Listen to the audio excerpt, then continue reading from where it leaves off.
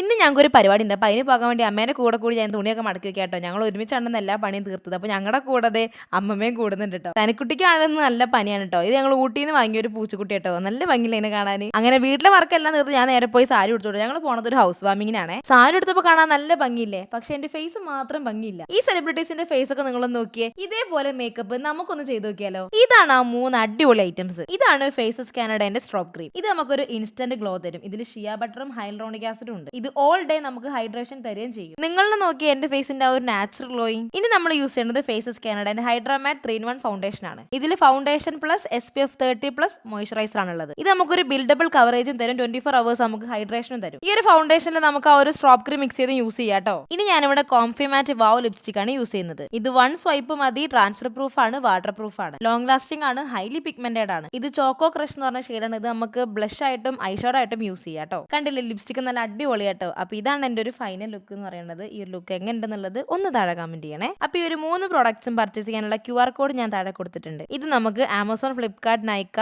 And പേർപ്പിളിലും available ആണ്. അപ്പോൾ അടുത്തൊരു വീഡിയോ ആയിട്ട് വീണ്ടും വരാം. ബൈ.